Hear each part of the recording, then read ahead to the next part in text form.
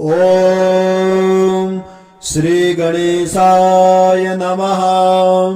आदित्यहृदयस्तोत्रम् पद्मपुराणान्तर्गतम् अथ श्री पद्मपुराणोक्त निरोगकारी आदित्यहृदय प्रयोगाः।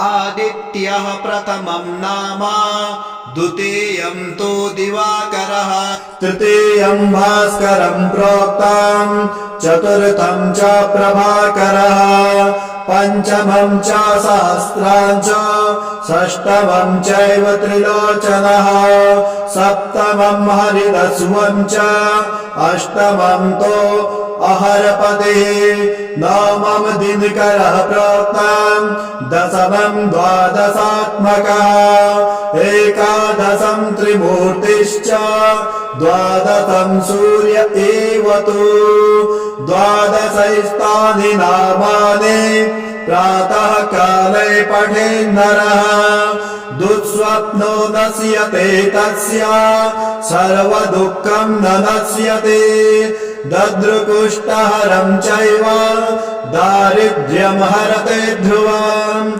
सर्वतीर्थकरं चैव सर्वकामफलप्रदम्, यः पठेत् प्रातरुत्थाय भक्त्या स्तोत्रमिदं नरः, सौख्यमायुस्तथारोग्यं लभते मोक्षमेव च। सूर्यस्य 12 नाम नमस्कारम्।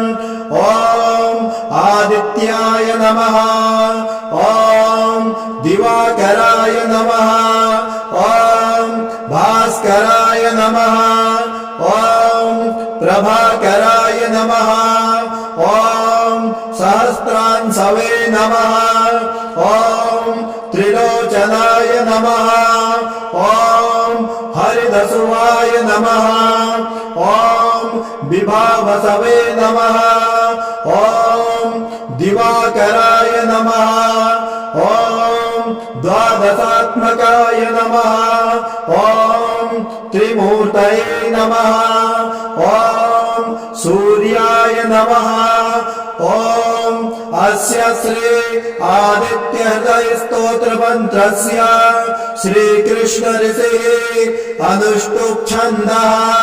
श्री सूर्य नारायणो देवता हरितय हरिरथं दिवाकरं गृणीरिति बीजम्। नमो भगवते चित्वैश्वानरजातवेदसे नमः इति शक्तिः। अंशुमानिति कीलकम् अग्निकर्व इति मन्त्रः मम सर्वरोग निवारणाय श्री सूर्य नारायण प्रीत्यर्थे जपे विनियोगः। अर्कं तु मूर्धनि विन्यस् यललाटे तुरविन्यसेत् विन्यसेत् करयोः सूर्यः कर्णयोश्च दिवाकरम्। नासिकायां न्यसेत् भानुं मुखं वै भास्करं न्यसेत्। पर्जन्यो गोष्ठयाश्चैव तीक्ष्णं जिह्वान्तरं न्यसेत्। सुवर्णरेतसं कण्ठे स्कन्धयोस्तिग्मतेजसाम्। बाहुवोस्तु पूषणं चैव मित्रं वै पृष्ठतो न्यसेत्। वरुणं दक्षिणे हस्ते त्वष्टारं वामतः करे। हस्तावुष्णकरः पातु हृदयं पातु वा भानुमान्। स्तनभारं महातेज आदित्यमुदरे न्यसेत्। पृष्ठे त्वर्गमणं विद्या दादित्यं नाभिमण्डले। कट्यां तु विन्यसेत् ध्वंसं रुद्रमूर्वो विन्यसेत्। जानवोस्तु गोपतिं न्यस्य सवितारं तु जङ्घयोः। पादयोस्तु विवस्वन्तं गुल्फयोश्च प्रभाकरम्। सर्वाङ्गेषु सहस्रांशो दिग्विदिक्षु भगं न्यसेत्। बाह्यतस्तोतमोघंसं भगमभ्यन्तरे न्यसेत्। एष आदित्यविन्यासो देवानामपि दुर्लभम्। मूर्धनि अर्काय नमः ललाटे रवये नमः करयोः सूर्याय नमः कर्णयोः दिवाकराय नमः नासिकायाम् भानवे नमः मुखे भास्कराय नमः ओष्ठयोः पर्जन्याय नमः जिह्वायाम् तीक्ष्णाय नमः कण्ठे सुवर्णरेतसे नमः स्कन्धयोः तिग्मतेजसे नमः बाहवयोः भूषणाय नमः पृष्ठे मित्राय नमः दक्षहस्ते वरुणाय नमः वामहस्ते त्वष्टारं नमः हस्तौ उष्णकराय नमः हृदये भानुमते नमः स्तनयोः महातेजसे नमः उदरे आदित्याय नमः पृष्ठे अर्कमणाय नमः नाभौ विद्यादादित्याय नमः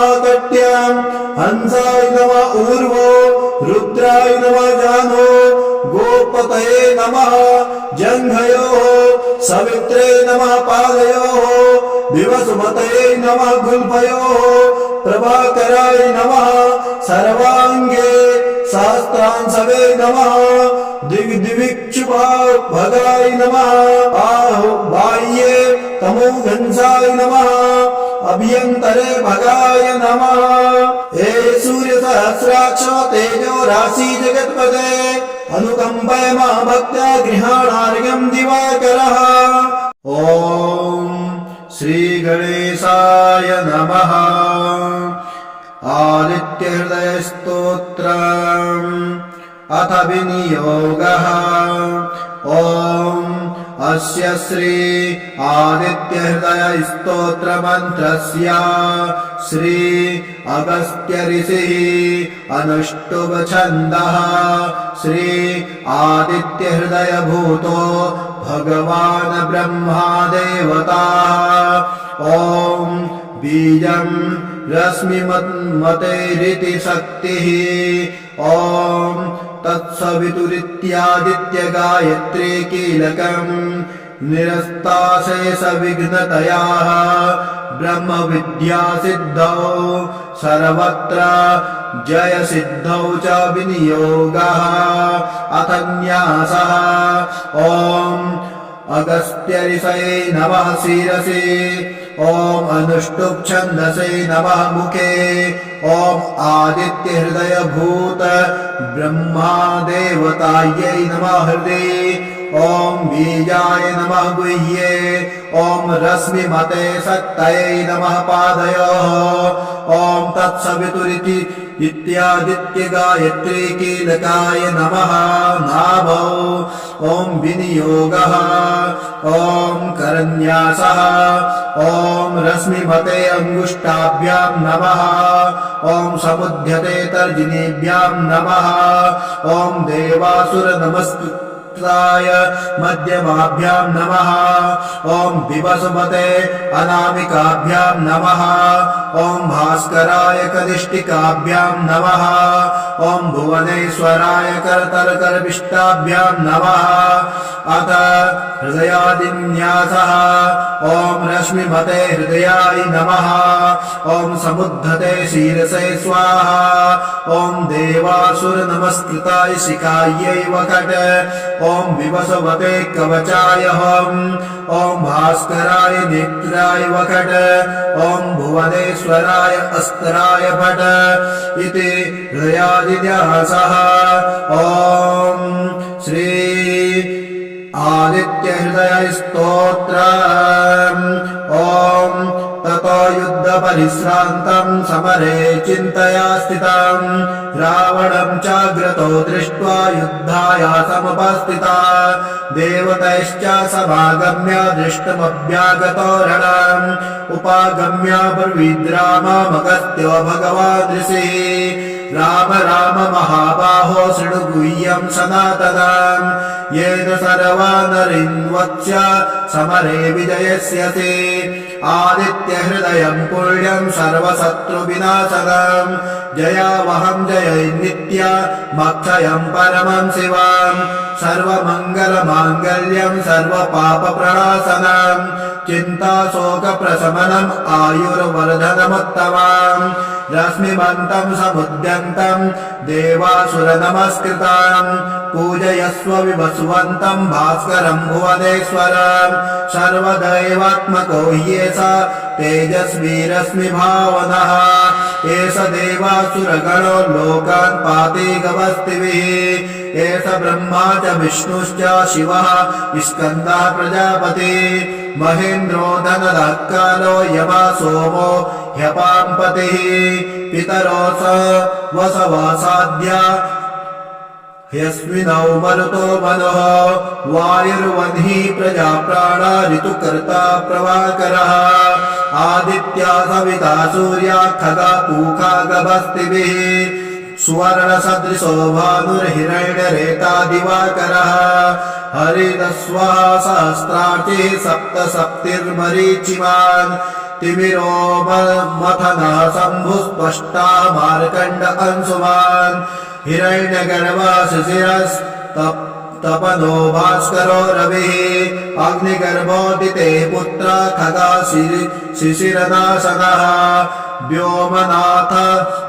व्योमनाथस्तमो भेदी दिग्यजोष्यामपारगः धनविष्टिरपामित्रो विन्द्यवीतिपुलङ्गमः आदपि मण्डले मृत्यो पिङ्गलः सर्वतापनः कविर्विश्वो महातेजः रक्ता सर्वभवोद्भवः नक्षत्रग्रहताराणामधिपो विश्वभावनः तेजसामपि तेजस्वी द्वादशात्म नमोऽस्तु ते नमः पूर्वाय गिरये पश्चिमायाद्रये नमः ज्योतिर्गणानां पतये दीनाधिपतये नमः जयाय जयभद्राय हर्षस्वाय नमो नमः नमो नमः सहस्राक्षो आदित्याय नमो नमः नम उग्राय वीराय सारंगाय नमो नमः नमः पद्मबोधाय मार्तण्डाय नमो नमः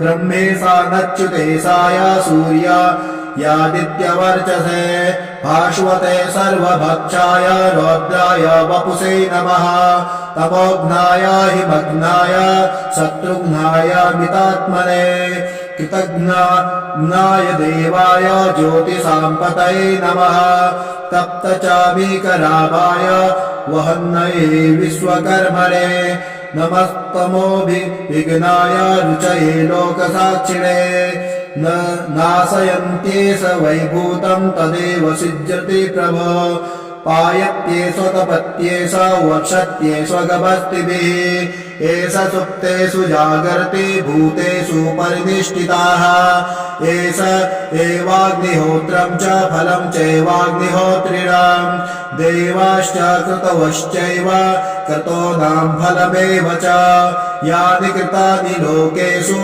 सर्व एष रविप्रभो एनमापत्सु कृच्छेषु कान्तारेषु भयेषु च कीर्तयन् पुरुषः कश्चिन्नावशीदति राघवः पूजयसु वैनमेकाग्रो देवदेवं जगत्पतेम् एतत्त्रिगुणितं जपत वा युद्धेषु विजयस्यसि अस्मिन् क्षणे महाबाहो रावणं त्वं वधिष्यसि एवमुक्त्वा तदागत्यो जगाम च यथागतम् एतच्छ्रुत्वा महातेज नष्टशोको भवात्तदा धारयामास सुप्रीतो राघवः प्रयतात्मवान् आदित्यं प्रेक्ष्य जपत्वा तु परमहर्षमवाप्तवान् त्रिशिराचम्य शुचिर्भूत्वा धनुरादाय वीर्यवान् रावणं प्रेक्षणं दृष्ट्वा तमायुद्धाय समुपागतम् सर्वयत्नेन महता वधे तस्य धृतोऽभवत् अथ रविरवदनिरीक्ष्य रामं मुदितमा परमं ब्रह्म हर्ष्यमाणाः निशिचरपति संशयं विदित्वा सुरगणमध्यगतो वचस्त्वरेति।